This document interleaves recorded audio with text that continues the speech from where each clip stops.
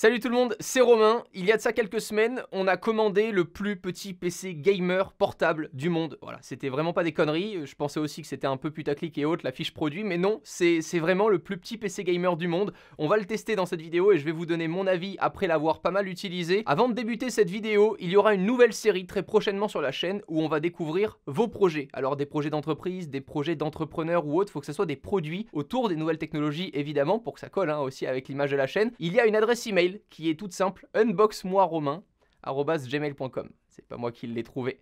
C'est d'ailleurs mon équipe, Augustin et Thomas, qui vont découvrir tous vos emails qui doivent spécifier votre projet ou le produit que vous souhaitez nous envoyer, nous faire parvenir pour que je puisse le découvrir en live en même temps que vous, puisque j'aurais pas vu moi les emails dans les vidéos. C'est tout simple, tu nous détailles ton projet dans l'adresse email et puis s'il nous intéresse, on te répond, on reçoit le produit et on le découvre en vidéo. Ça peut évidemment être des projets comme des Kickstarter ou autres qui sont pas encore lancés ou même des petits produits artisanaux, genre des docks, j'en sais rien, j'imagine des docks pour des chargeurs à induction ou plein de trucs. Enfin, n'hésitez pas juste à nous faire découvrir votre univers du moment où le projet se rapproche évidemment de près ou de loin avec les nouvelles technologies.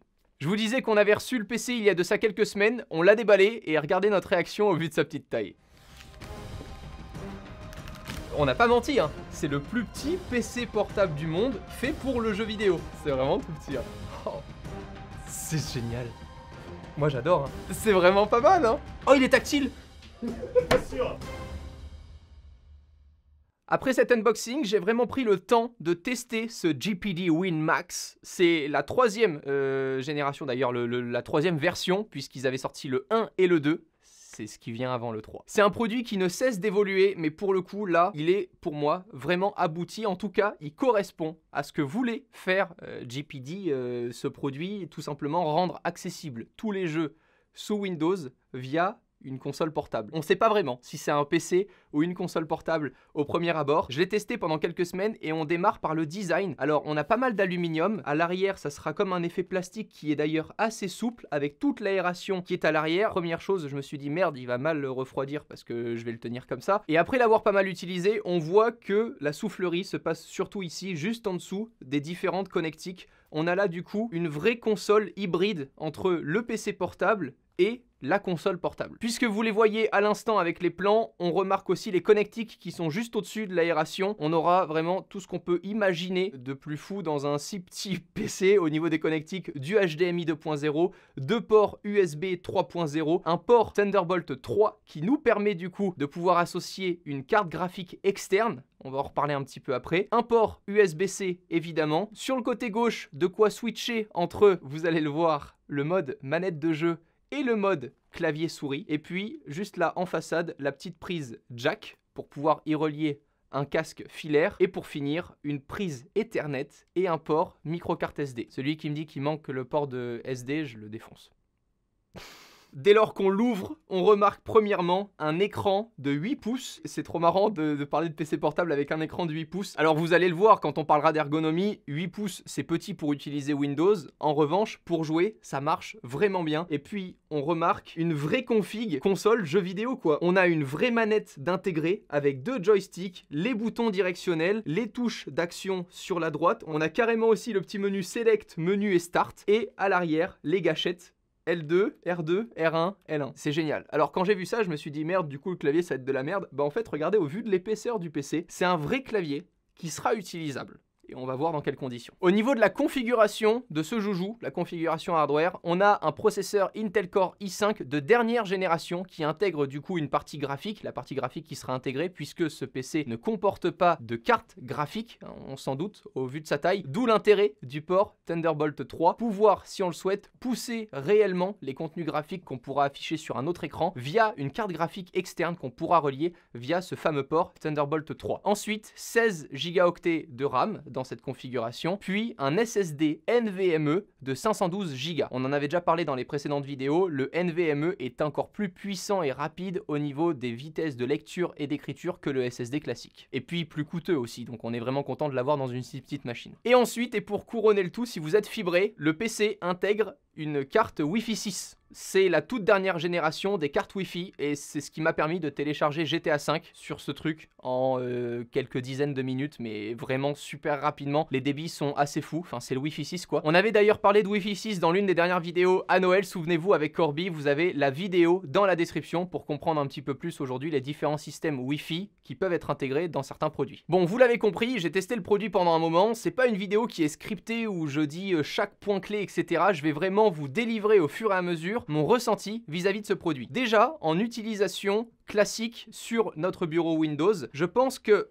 à mon goût, et encore une fois c'est mon avis, j'aurais attendu une petite surcouche GPD, une petite surcouche qui me permette d'utiliser le PC en mode console. Là aujourd'hui, quand on démarre le PC, on a Windows qui s'affiche. Sur un écran 8 pouces, je vous assure que ça fait petit. On va être vraiment proche. En plus de ça, le trackpad, clairement, il est là pour être là, mais c'est pas vraiment très ergonomique. Il est tellement petit, etc., que tu te concentres avant de cliquer à un endroit. Par contre, chose très pratique qu'on va utiliser très souvent avec ce produit-là, c'est que l'écran est tactile. Et finalement, sans t'en rendre compte, à un moment, tu prends le PC, je vais avoir du mal à le dire, hein, le mot PC, ta console de la main gauche, ta main droite, et puis tu navigues directement de manière tactile. C'est beaucoup plus ergonomique pour moi en tout cas que le trackpad. Donc l'utilisation Windows sur le PC même, pas forcément très pratique. Par contre, pouvoir relier un tel PC qui est si petit, si nomade à un écran externe pour y relier ensuite clavier, souris, même une manette sans fil, hein, c'est Windows, donc tu relis ce que tu veux avec le Bluetooth aussi qui est intégré. Là, je pense qu'il y a un intérêt un peu plus fort. Au niveau maintenant de la manette qui est intégrée, je me suis dit au tout début, ok,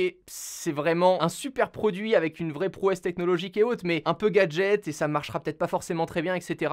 Pas du tout. C'est vraiment plug and play. Tu lances un jeu, tu te mets en mode manette, tout fonctionne directement, t'as pas besoin de réassocier certaines touches, etc. Sauf si t'es pointilleux, que t'as envie de changer des actions. Mais de base, tout fonctionne nickel. Donc tu donnes ça dans les mains d'un gamin de 10 ans, il peut aussi bien jouer que sur sa console Nintendo Switch. Seul petit bémol concernant la manette, ce sont les joysticks. Je les trouve pas très précis, évidemment au vu de leur petite taille, ce qui a nécessité de mon côté sur certains jeux de baisser la sensibilité de l'axe X ou Y, voilà, tout dépendra de à quel jeu vous jouez, mais cette sensibilité là, on ressent le besoin de la baisser légèrement pour être encore plus précis lorsqu'on va faire des jeux de tir, par exemple sur GTA, voilà, quand tu veux buter la mamie de 80 ans et que tu veux être précis pour la one shot, bah tu dois forcément ajuster ton tir. C'est gore un peu. Hein. Au-delà de la manette, parce que jouer à un jeu PC avec une manette contre des joueurs qui sont au clavier et à la souris, ça va s'annoncer vite compliqué dépendant des games online que vous voulez rejoindre. Ce qui fait que le clavier qui est intégré, c'est loin d'être un gadget. Je le disais au début, on voit l'épaisseur de la partie basse du PC, on a vraiment un vrai retour de touche, d'ailleurs vous l'entendez. C'est vraiment un vrai clavier avec un vrai retour comme des claviers spécialisés pour le jeu vidéo qui est intégré là. Alors ça s'utilisera pas facilement à deux mains, donc n'essaie pas de taper ton email dans l'avion entre deux games, ça marchera pas vraiment bien, c'est pas fait pour. Par contre, avoir une souris à ta droite et le clavier à ta gauche, ben là pour le coup ça devient réellement utilisable et ça a un réel intérêt pour moi d'intégrer un clavier de cette qualité là dans un si petit produit qui est surtout fait pour le jeu vidéo. J'avais regardé aussi quelques vidéos aux US et beaucoup critiqué la touche caps qui est mal placée, qui pour certains devrait être inversée. Alors évidemment là j'ai le clavier QWERTY, hein, il n'existe pas en AZERTY, c'est peut-être un bémol pour certains, mais c'est quand même à spécifier pour ceux qui sont habitués au clavier AZERTY. Perso, je l'ai pas remarqué parce que je me suis pas amusé à taper longtemps sur le clavier. Hein. Une fois que j'ai téléchargé les jeux, je les lance, je me mets en mode manette et je kiffe pouvoir jouer genre à GTA V sur une console portable. C'est pas possible. En fait, tu peux pas genre jouer aux jeux Steam, Origins ou Rockstar et autres directement sur une console portable aujourd'hui. Il y a certaines consoles qui ont une compatibilité avec certains jeux, mais pas tous les jeux rétro et tout ce que tu peux installer sur un ordinateur, tu peux y jouer, c'est un ordinateur. Et pour moi, c'est la réelle prouesse de ce produit, mettre à la portée de tout le monde un produit qui est capable de lancer n'importe quel jeu, qu'il soit rétro ou très récent, puisque oui, on a joué à des jeux récents comme F1 2019 ou encore GTA V, et ça marche plutôt bien.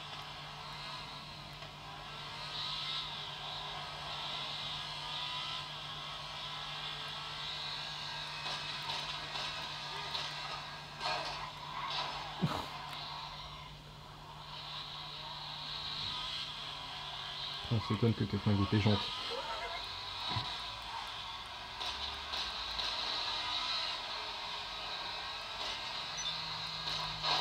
Alors vous allez me dire, avec un écran en HD, ça peut que bien marcher, mais finalement, vu qu'il fait 8 pouces, t'as pas envie d'avoir un écran 4K, ça sert à rien à part défoncer ton autonomie et ta batterie. Donc pour moi, avoir un écran comme ça en HD, ça suffit amplement au vu de la distance qu'on a avec l'écran. Et lorsqu'on joue, finalement, on remarque que les jeux tournent entre 30 images par seconde, 60 images max par seconde pour certains, mais on est vraiment là sur un côté coup de cœur de jouer à des jeux de façon ultra simple, sans avoir à se préparer avec un ordinateur, clavier et souris. Pour moi, c'est réellement la prouesse de ce produit, rendre accessible n'importe quel jeu vidéo à tous. Et côté autonomie, parce que j'en ai pas encore parlé, alors je vous donne pas tous les détails des batteries et autres, mais même sur les batteries comparées à d'autres consoles, ils font mieux que les concurrents. Donc on a une vraie bonne batterie avec une autonomie d'environ 10 heures sur de la bureautique. Pour un si petit bébé, je trouve ça génial. Voilà, je trouve ça trop bien. Tu branches un clavier et une souris au-delà de lancer un jeu vidéo et tu peux vraiment l'utiliser comme un vrai PC portable relié à un écran externe évidemment. Au-delà de ça, en jouant, j'ai tenu environ 2h30 sur GTA V en mode online, donc avec le Wi-Fi en plus à pleine balle qui va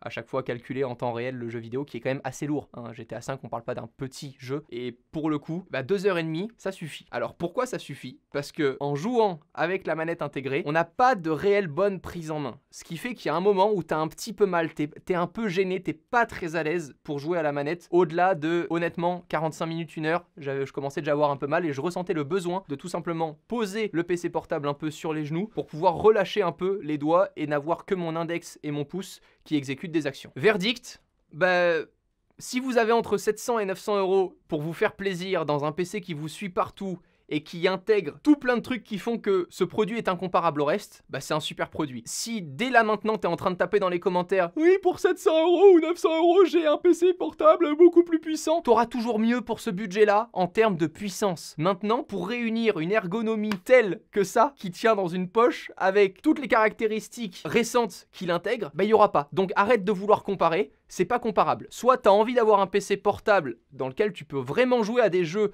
qui sont tous compatibles avec n'importe quel ordinateur puisque ça tourne sous Windows 10, c'est super. Au-delà de ça, n'essaie pas de le comparer, évidemment, et pour moi, c'est mon point de vue, pour 900 euros environ, je préfère aller prendre un petit PC avec un petit setup et autres plutôt que d'avoir quelque chose de nomade. Mais parce que ce sont mes habitudes. Maintenant, dire que ce produit est pas un bon rapport qualité-prix, c'est que t'as rien compris au concept. Il cherche pas le rapport qualité-prix. Il cherche juste à t'offrir quelque chose que tu n'as pas ailleurs. Et aujourd'hui, ça, tu l'as pas ailleurs. A très vite si vous êtes abonné à la chaîne, et si ce n'est pas déjà fait, là tu peux t'abonner là dès maintenant à la chaîne. Voilà, je suis sûr que tu es en train de regarder cette vidéo, que tu es déjà connecté à ton compte YouTube, et il y a forcément des prochaines vidéos qui vont t'intéresser, donc n'hésite pas à le faire. A bientôt, salut!